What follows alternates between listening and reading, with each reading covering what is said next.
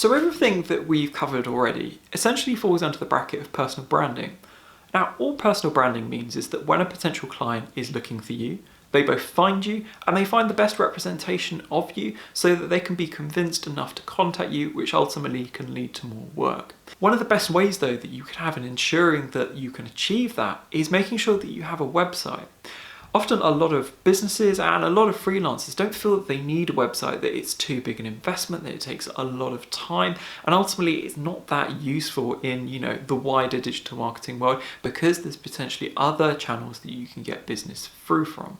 The reason why it is so important to have a website is that virtually every other channel, one way or another, is being built on what's called rented land. So for example, just say you had a great business Instagram account and you were getting business through that. Now that might be great, but ultimately Instagram isn't going to be around forever. And the algorithm which dictates how much business you do or don't get through Instagram is also very likely to change. Now, great if it's bringing in business in the meantime, but overnight it could switch off or rapidly change and suddenly your source of leads and your source of work vanishes. Having a website, on the other hand, means that you have something which is very much yours, only you control it, essentially you own the code. On top of that, it also means that you can plug in various other aspects of digital marketing to bring in business.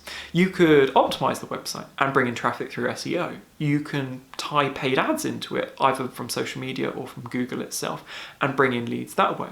You can write content that you can share via email or social media.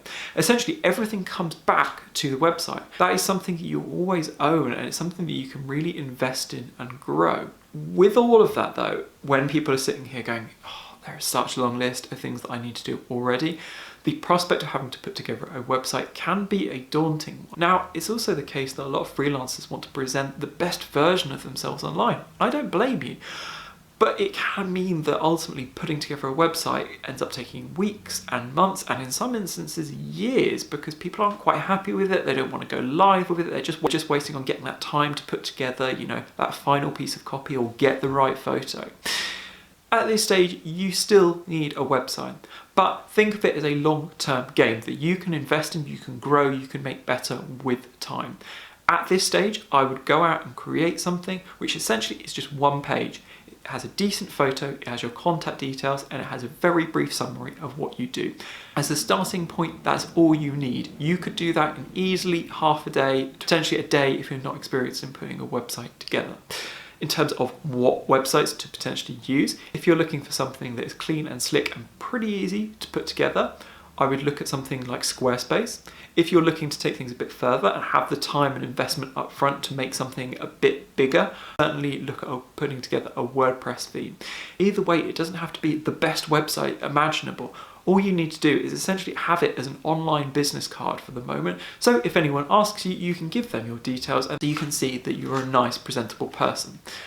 When you're putting together that sort of one-page website, all you need to make sure is that the content that you're actually writing relates hopefully to that audience and the people you want to convince and convert.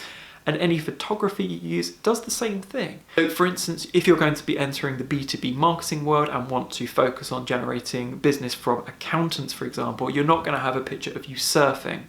Likewise, if you're looking at doing fashion-based social media, you're not going to be writing a really technical, dry description about what you do. It's going to be creative, it is going to be fun. So make sure that whatever you include at this stage relates back to your audiences that you've worked on previously.